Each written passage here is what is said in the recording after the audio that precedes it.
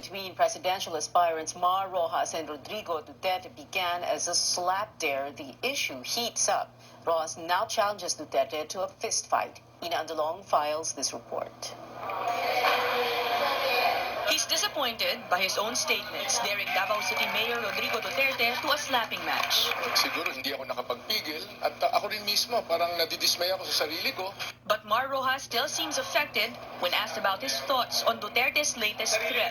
The tough-talking Davao City Mayor says he intends to go to Rojas's house to slap him. Rojas dares him to do just that. Talk. Yan na lang ginagawa mo, digong eh. Daldal ng daldal. 157 Pete Wasson, Cubao, Quezon City. Aantayin kita. And Rojas doesn't stop there. The LP bet says it's about time someone stands up to a bully like Duterte, who actually started this whole slapping issue. Galit ako sa mga tao na akala nila sila lang ang kapangyarihan dito sa bansa natin. Kaya kung hindi ka pa nakaharap ng iyong katapat, digong, nandito ako, hindi kita atrasan. Sa dami ng problema na hinaharap ng ating bansa, ikaw nauuwi ka sa kung ano-anong mga kalokohan. Gawin mo na lang kung anong gusto mong gawin. Di ba? At sampalan, bakit pa sampalan? Pambabae yan. Suntukan na lang.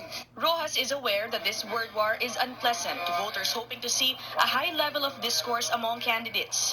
A party spokesman, however, points out Rojas didn't just talk about slapping Duterte during his interview on Monday.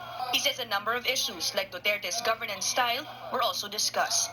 But like many people, Congressman Barry Gutierrez says Rojas may have been carried away by his emotions. Rojas reached his tipping point when Duterte questioned his degree from the Wharton School of Economics. The university website does say that Rojas is a graduate. Duterte reached his tipping point months ago when rumors of him having cancer spread. He considers this a personal attack because his wife has cancer. He believes Rojas is behind the rumor. LP repeatedly denied this. Magpa-lie detector. Hindi naman niya tatanggapin. Sasabihin niya na hindi admissible in court. Sinabi ko na wala akong kinalaman. Tanggapin niya. Ayaw niyang tanggapin, edi sorry na lang. Amid the squabble, supporters of Duterte say they want Rojas declared persona non grata in Davao City because of his earlier statement implying that the city is not as safe as it claims. The LP finds this worrisome. This entire attitude ng mga ibang mga supporters ni Mayor Duterte, 'di ba, na kapag merong sinabi ang sino mang tao na hindi tugma dun sa posisyon ng kanilang kandidato, kapag na-correct yung sinasabi ng kanilang kandidato, dapat banatan na itong taong ito. Some analysts say Rojas prodding Duterte is proof that he sees him as a serious threat to his presidential bid. Many believe Duterte has the Mindanao vote.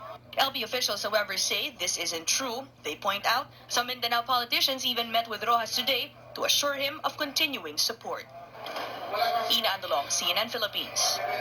Duterte, on the other hand, raises the challenge to a gun duel, insisting Ross's Wharton College certificates were made in Recto in Manila, a hub for fake documents.